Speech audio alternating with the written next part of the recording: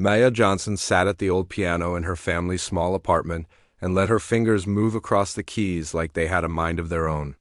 The music that came out was sad and beautiful at the same time, and it filled the tiny living room where her mother had pushed the couch against the wall to make space for the big old instrument.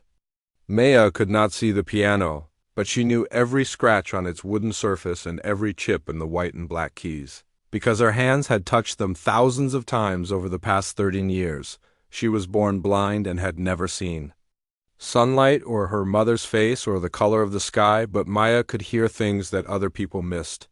She could hear the way the refrigerator hummed a little off-key in the kitchen and how Mrs. Garcia upstairs walked differently when she was happy than when she was sad, and how the old piano had a voice that changed with the weather. When it rained, the lower keys sounded deeper, and when the sun came through the window, the higher notes seemed to sparkle in the air. Maya's grandmother had owned this piano before she died 3 years ago, and it was the only valuable thing the family had left. Her mother Lisa worked 2 jobs to pay the rent on their apartment in Detroit, and sometimes Maya heard her crying late at night when she thought Maya was asleep. Money was always tight, and Maya knew that her piano lessons with Mrs. Chun cost more than they could really afford, but her mother never complained about it. Mrs. Chun was an old Chinese woman who had once played piano in concert halls but now taught children in her small studio 3 blocks away from Maya's apartment. She was the only teacher who would take Maya as a student after 5 others had said they did not know how to teach a blind child. Mrs. Chun had been different from the first day. When Maya was 4 years old and her mother brought her to the studio, music has nothing to do with eyes, Mrs. Chun had said in her quiet voice with the slight accent that made her words sound like a song. Music lives in the heart and comes out through the fingers, and Maya has very good fingers. For 13 years, Maya had walked to Mrs. Chun's studio every Tuesday and Thursday after school and sat at the old upright piano there and learned to play pieces by Mozart and Chopin in Bach. Mrs. Chun never treated Maya like she was different or broken, and she never made excuses for her.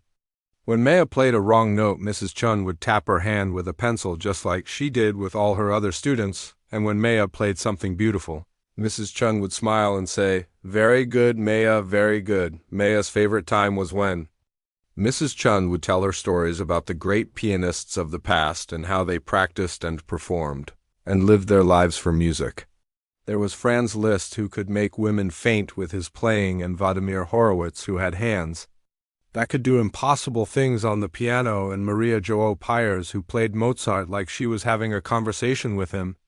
Maya would sit very still and listen to these stories and imagine herself on a big stage somewhere playing for hundreds of people who would be silent and amazed by her music. At school, Maya was just the blind girl who needed help getting around, and who sometimes bumped into things, and who could not see the blackboard or read regular books like everyone else.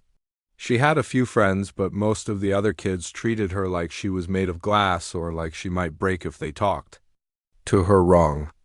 Maya did not mind being alone most of the time because she could hear the world in a way that seeing people could not, and she was always thinking about music and practicing songs in her head. But when Maya sat at the piano, everything changed, and she became someone else entirely. Her fingers knew exactly where to go, and her hands could make the piano sing or cry or dance or whisper secrets. She could play the pieces that Mrs. Chun taught her, but she could also make up her own music that told stories about how she felt or what she was thinking about. Sometimes she would play for hours, and her mother would have to call her 3 times for dinner because Maya was lost in the music and could not hear anything else. One day Mrs. Chun told Maya about a special music program called the Berkshire Music Academy Summer Program, where the best young musicians from all over the country came to study with famous teachers for 6 weeks. Maya listened to Mrs. Chun describe the beautiful campus and the practice rooms and the concerts, and she felt something burning in her chest that she had never felt before. She wanted to go to this place more than she had ever wanted anything in her life.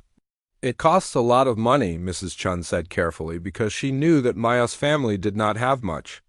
"But sometimes they give scholarships to students who are very talented, and Maya, you are very talented." That night, Maya lay in her narrow bed and thought about the Berkshire Music Academy and wondered what it would be like to be around other people who loved music the way she did. She had never met another young person who cared about classical music, and sometimes she felt like she was the only teenager in the world who would rather practice piano than watch television or go to the mall. Maya decided that she was going to try for the scholarship, even though she was scared, and even though she had never been away from home, and even though she did not know if they would want a blind student at their fancy academy. She was going to make an audition video and send it in and hope for the best, because Mrs. Chun believed in her and because the music inside her was too big and too important to keep locked up in the small apartment forever. The next day, Maya started practicing harder than she ever had before, and she chose the most difficult and beautiful piece she knew, which was Chopin's Nocturne in E-flat major. She was going to play it perfectly, and she was going to show the world that being blind did not mean she could not make magic happen at the piano. 3 months after Maya sent her audition video, she got a phone call that changed everything.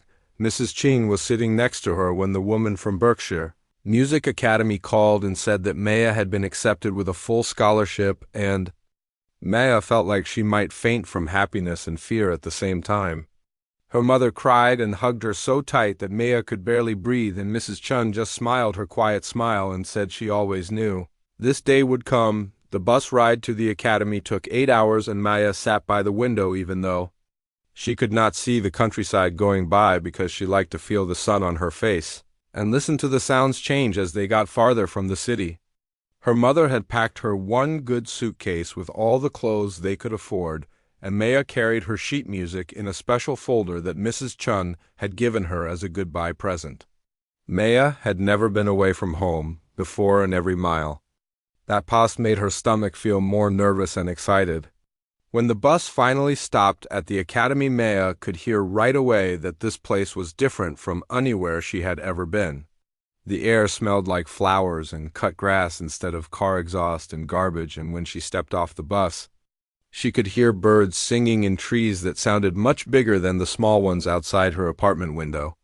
A student volunteer named Jessica met Maya at the bus stop and offered to help her carry her suitcase, and Maya said yes, because she did not want to look lost and confused on her first day. Jessica was nice, but Maya could tell that she was not sure how to act around a blind person, because she kept asking if Maya was okay every few steps, and she described everything they passed in too much detail, like Maya was a tourist instead of someone who would be living here for 6 weeks. The dormitory was called Harmony Hall, and Maya's room was on the 2nd floor, which meant she had to learn to count the steps and remember which direction to turn when she got to the top of the stairs. Maya's roommate was a girl named Brittany, who played violin and came from a family that owned 3 houses and had been sending their children to expensive music camps since they were small. Brittany was polite, but Maya could tell that she was not happy about having to share a room with someone who might need help with things and who could not see where she was putting her belongings. Maya tried to stay out of Brittany's way and kept her things neat and organized on her side of the room, but she could feel that Brittany was watching her all the time, like she expected Maya to break something or cause problems. The dining hall was the hardest part of the first few days, because Maya had to figure out where everything was and how to get her food and find a place to sit without bumping into other students or spilling anything. Most of the other kids were nice enough, but Maya could hear them whispering about her when they thought she could not hear, and she knew they were wondering why a blind girl was at a music academy, and whether she was really good enough to be there or if she was just there because the academy wanted to look good by helping disabled students. Maya tried not to let the whispers bother her, but it was hard when she was already feeling nervous about everything and missing her mother and Mrs. Chun and the familiar sounds of home. The practice rooms were in a building called Mozart Hall, and Maya spent most of her free time there because it was the only place where she felt like herself again. The pianos were much better than the old one at home or even the one in Mrs. Chun's studio, and Maya could make sounds that she had never been able to make before. On her 3rd day at the academy, Maya met Marcus, who played cello and was the first person to treat her like a normal student instead of someone who needed special care. Marcus found Maya in one of the practice rooms and introduced himself by saying he had heard her playing from the hallway and wanted to know if she would like to work on some chamber music together. Maya said yes because she had never played with another musician before, and because Marcus seemed to care more about music than about the fact that she could not see. Marcus came from a regular family like Maya's, and he was at the academy on a scholarship too, so he understood what it felt like to be surrounded by kids who had expensive instruments and designer clothes and parents who could pay for private lessons with famous teachers. Marcus and Maya started eating lunch together and practicing together, and he helped her learn her way around campus without making her feel helpless or stupid. Marcus told Maya about all the teachers and which ones were nice and which ones were tough, and he warned her about Victoria Sterling, who was the guest artist in residence and who had a reputation for being brilliant, but also very demanding and sometimes mean to students who did not meet her high standards. Victoria Sterling was a famous pianist who had played with orchestras all over the world, and who had made recordings that won awards, and she was spending the summer at the academy teaching master classes and coaching the most advanced students. Maya had listened to Victoria Sterling's recordings many times and dreamed of someday playing with such skill and beauty, but she had also heard stories about how Victoria Sterling could make students cry with her criticism and how she expected perfection from everyone who studied with her. Maya's first master class with Victoria Sterling was scheduled for her second week at the academy, and Maya practiced for hours every day to prepare, because she wanted to make a good impression and show that she belonged at the academy just as much as any of the other students. She chose to play the same Chopin nocturne that had gotten her accepted to the program because she knew it better than any other piece, and because it was beautiful and showed off her technical skills and her musical sensitivity. The day of the masterclass, Maya sat outside the concert hall waiting for her turn and listening to the other students play and receive feedback from Victoria Sterling. Maya could hear that Victoria Sterling's voice was sharp and precise, and that she did not give many compliments, but when she did like something she said so with conviction that made her praise seem more valuable than anything else. Maya's hands were shaking a little when her name was called, and she made her way to the piano bench trying to look confident even though her heart was beating so fast she could hear it in her ears. Maya walked onto the stage of the Academy's main concert hall, and the sound of her footsteps echoed in the large space that held almost 300 people. Tonight was the mid-program showcase where students would perform for an audience of parents and donors and music industry professionals who came to see the future stars of classical music. Maya had been practicing Chopin's Ballade No. 1 for weeks, and she knew every note by heart and felt ready to show everyone what she could do. The piano bench felt different under her hands than the ones in the practice rooms, and Maya took a moment to adjust her position and find the right distance from the keys. She could hear people talking quietly in the audience and programs rustling as people found their seats, and she tried to block out all the noise and focus on the music that was waiting inside her fingers. Maya had performed this piece dozens of times in practice, but never in front of so many people, and never when so much was riding on how well she played. Marcus had wished her good luck before she went backstage and told her that she was going to be amazing and that everyone would see how talented she was. Mrs. Chun had called that morning to remind Maya to breathe and to trust herself and to remember that the music was more important than anything else. Maya's mother had wanted to come to the showcase but could not afford the bus ticket and the time off work, so Maya was performing without any family in the audience, but she knew they were thinking about her. Victoria Sterling was sitting in the front row with several important-looking people who Marcus had told Maya were music critics and professors from famous conservatories and people who could help students get into the best music schools in the country. Maya could not see Victoria Sterling, but she could feel her presence like a cold wind, and she knew that this performance would determine whether the famous pianist would take her seriously or dismiss her as just another student who did not belong. At such a high level, Maya placed her hands on the keys and began to play, and for the first few minutes everything went perfectly. The opening melody of the ballade flowed from her fingers like water, and she felt the audience grow quiet and attentive as the music filled the hall. Maya loved this piece because it told a story that started gently and built to moments of great passion and drama, before ending in a way that left people feeling like they had been on a journey to somewhere beautiful and mysterious.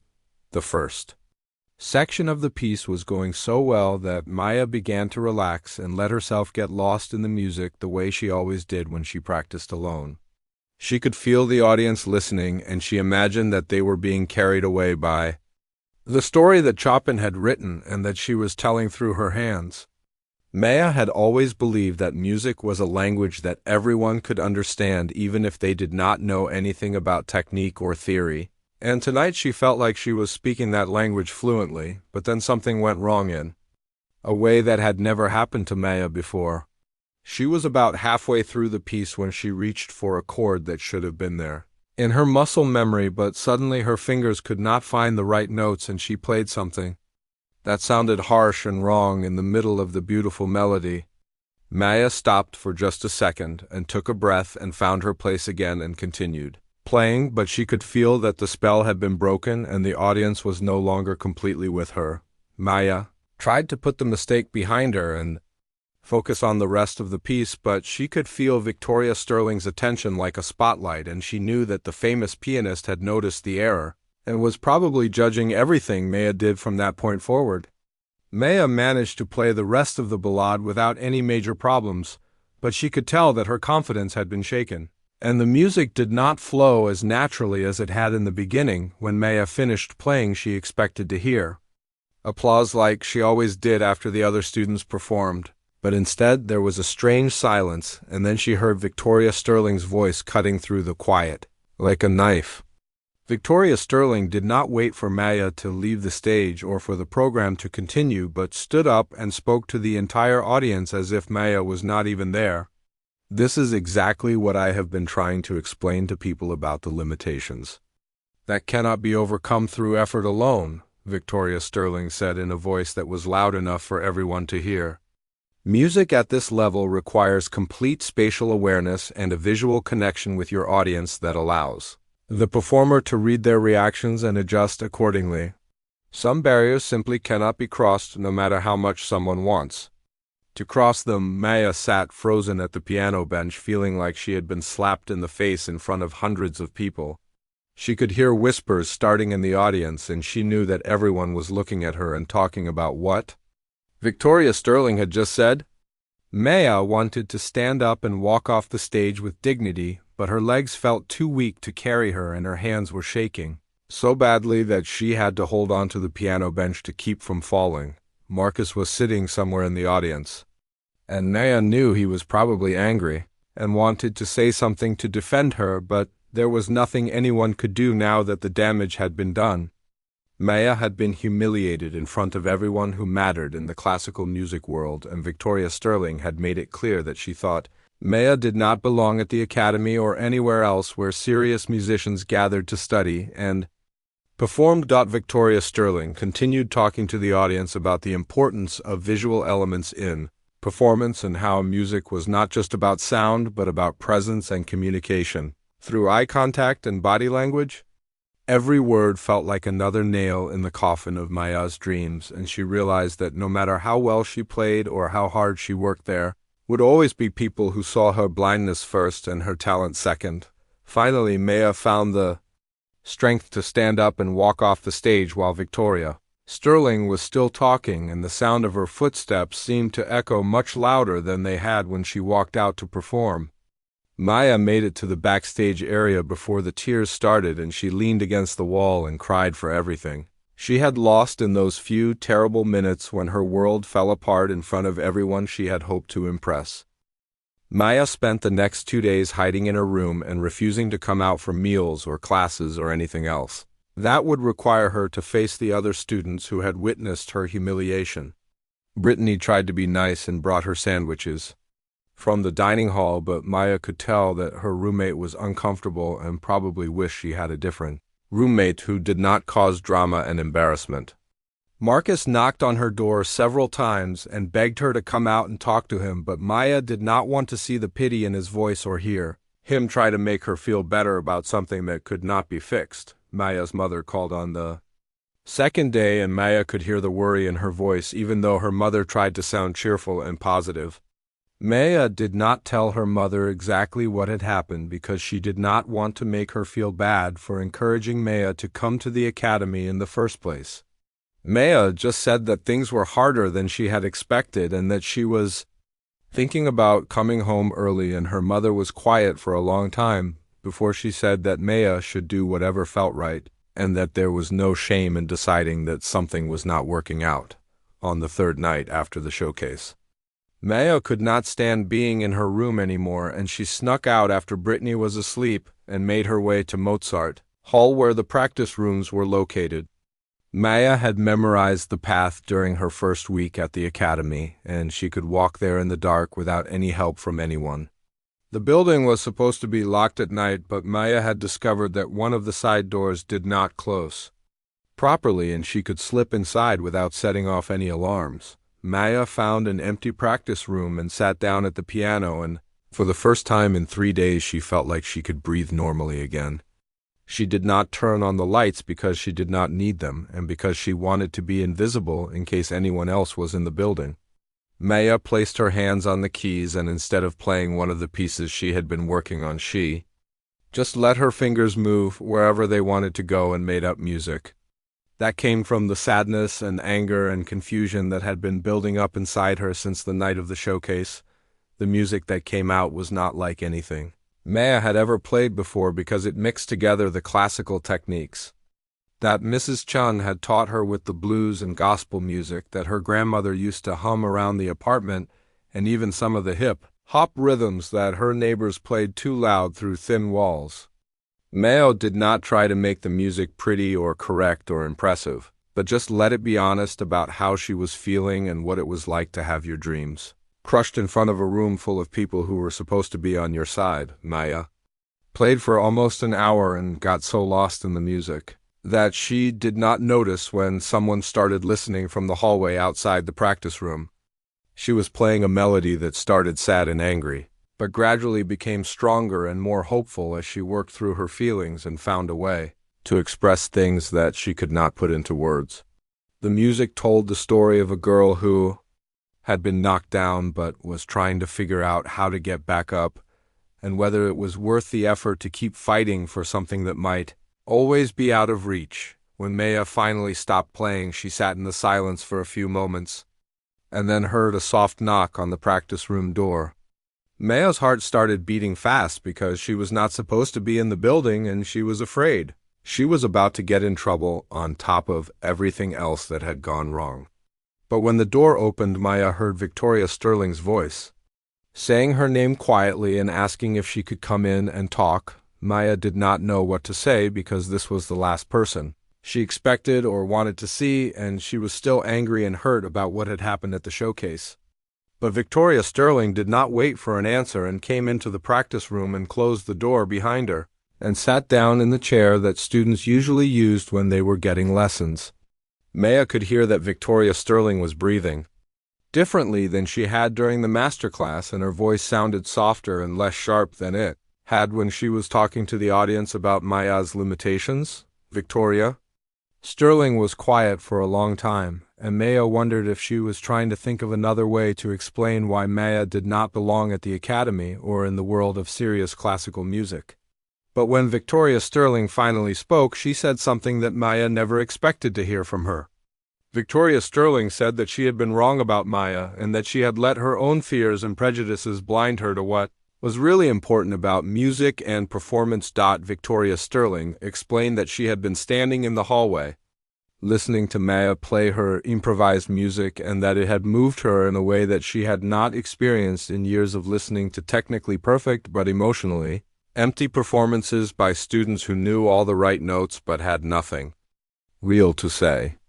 Victoria Sterling said that Maya's music had reminded her of why she had fallen in love with the piano in the first place, and that she had forgotten somewhere along the way that music was supposed to touch people's hearts and not just impress them with technical skill. Maya listened to Victoria Sterling talk and felt confused because this was so different from the woman who had humiliated her in front of hundreds of people just 3 days earlier. Victoria Sterling said that she had spent so many years focused on perfection and precision that she had forgotten that the greatest musicians in history were the ones who could make people feel something real and true, and that technical mistakes did not matter if the music itself was honest and powerful. Victoria Sterling asked Maya if she would be willing to work with her for the remaining weeks of the program and help her remember what music was supposed to be about, while Victoria Sterling helped Maya understand how to share her gift with audiences in a way that would make them listen and believe. Maya was still hurt and angry, but she could hear something in Victoria Sterling's voice that sounded like genuine regret, and she realized that this might be her only chance to learn from one of the greatest pianists in the world, even if that person had also been the one to cause her so much pain. The final concert of the summer program was only 2 weeks away, and Maya had been working with Victoria Sterling every day since that night in the practice room when everything changed between them. Victoria Sterling was a completely different teacher than Maya had expected, and instead of focusing on technical perfection, she helped Maya understand how to tell stories through music and how to connect with audiences in ways that had nothing to do with seeing their faces or reading their body language. Maya had decided to perform Rachmaninoff's Piano Concerto No. 2 for the final concert, which was one of the most difficult and emotional pieces in the classical piano repertoire. Victoria Sterling had suggested this piece because she said it would showcase not just Maya's technical skills, but her ability to take people on an emotional journey that would make them forget about everything except the music. Maya was nervous about performing such a challenging piece, but Victoria Sterling had convinced her that she was ready, and that this was her chance to show the world what she was truly capable of. The Academy's final concert was the biggest event of the summer, and students had been preparing for months to perform for an audience that included parents and teachers and music industry professionals and even some famous musicians who came to see what the next generation had to offer. This year, the concert was also being streamed live on the Academy's website, which meant that thousands of people from around the world would be watching. And Maya tried not to think about how many people would see her perform. Marcus had been chosen to play in the string quartet that would perform before Maya's solo piece, and he had been encouraging her every day and telling her that she was going to be amazing and that everyone would finally understand how talented she was. Maya's mother had managed to save enough money to come to the final concert, and Maya was excited, but also nervous about performing in front of her mother for the first time since she had started studying with Victoria Sterling. On the day of the concert, Maya spent the morning practicing in one of the small practice rooms and going over the most difficult passages of the Rachmaninoff until she felt confident that her fingers knew exactly where to go, even if her mind was distracted by nerves. Victoria Sterling came to see her before lunch and reminded her that the most important thing was not to play every note perfectly, but to trust herself and let the music speak through her hands, the way it had that night when Victoria Sterling first heard her improvising in the dark practice room. Maya ate very little at dinner because her stomach was too nervous to handle much food, and she spent the hour before the concert sitting quietly in her room and listening to recordings of great pianists performing the piece she was about to play. Maya did not listen to learn anything new, but just to remind herself that music was bigger than any one performance, and that even if she made mistakes tonight, the beauty of Rachmaninoff's composition would still exist and still move people the way it had for more than 100 years. When it was time to get ready for the concert, Maya put on the black dress that her mother had bought for her before she came to the Academy, and Marcus helped her with her hair because Brittany was performing earlier in the program and was already backstage getting ready. Maya looked in the mirror even though she could not see her reflection because her mother had always told her that looking in the mirror before important events was good luck, and tonight Maya needed all the luck she could get.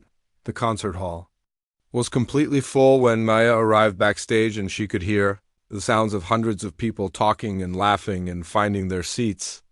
Maya listened to the first half of the program from behind the curtain and clapped quietly when Marcus's string quartet performed beautifully, and when the other soloists played their pieces with skill and confidence that Maya hoped she would be able to match when her turn came.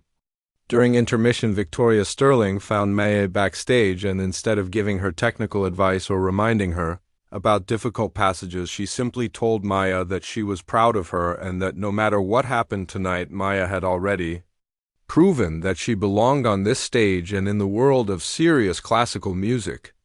Victoria Sterling said that she would be introducing Maya's performance, and that she wanted to say something to the audience about what she had learned from working with Maya over the past 2 weeks. When the second half of the concert began, Maya listened from backstage as Victoria Sterling walked onto the stage and spoke to the audience in a voice that was clear and strong, but also humble in a way that Maya had never heard from her before. Victoria Sterling told the audience that she had spent her career believing that music was about technical perfection and visual presentation, but that working with Maya had taught her that the most important thing about performance was the ability to touch people's hearts and souls through the universal language of melody and rhythm and emotion.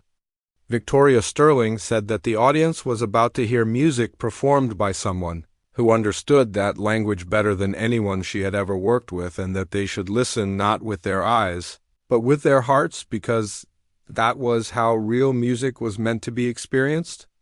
Maya felt tears starting in her eyes as she listened to Victoria Sterling's introduction, because it was so different from what she had said after Maya's performance at the showcase, and because Maya could hear genuine respect and admiration in her voice. When Victoria Sterling finished speaking, Maya walked onto the stage and the audience became completely quiet in a way that felt different from the polite attention she had received at the showcase.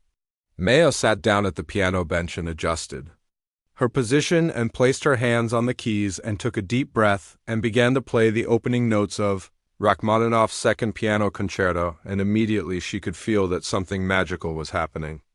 The music flowed from Maya's hands like it had been waiting inside the piano for years just for this moment and this audience, and Maya felt completely connected to every note and every phrase in a way that made her forget about her nerves and her fears and everything except the story that Rachmaninoff had written and that she was telling through her fingers. Maya could feel the audience listening with complete attention, and she knew that they were experiencing the music the way she had always hoped people would when she dreamed of performing on big stages for hundreds of people. As Maya played through the different movements of the concerto, she could hear that the audience was completely silent except for the music, and she realized that something special was happening that went beyond just a good performance by a talented student.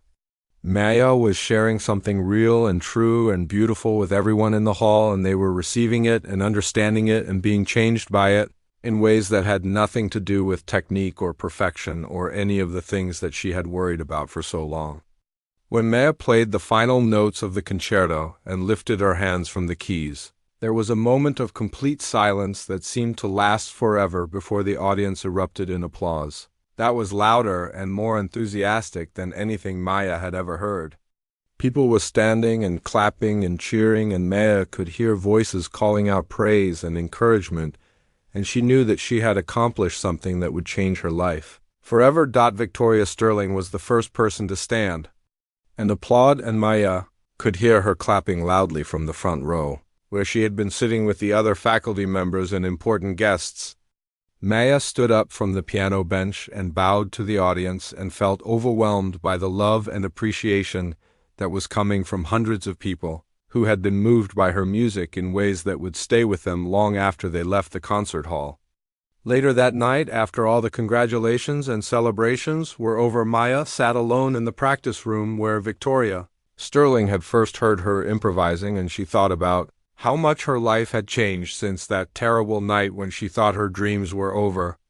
Maya realized that the humiliation and pain had been necessary to teach her that real strength came not from being perfect, but from being willing to be vulnerable and honest and true to herself, even when other people did not understand or appreciate what she had to offer. Maya knew that there would be other challenges and other people who would doubt her abilities because of her blindness, but she also knew that she had found her voice and her purpose, and that no one could ever take that away from her. The video of Maya's performance spread across social media and reached millions of people around the world who were inspired by her story and her music, and Maya received scholarship offers from the best conservatories in the country and invitations to perform with orchestras and at festivals. But more important than any of the opportunities that came from her success was the knowledge that Maya had discovered who she was meant to be, and that she had the courage and the talent to share her gift with the world in ways that would touch people's hearts and remind them of the beauty and power that music could bring to their lives.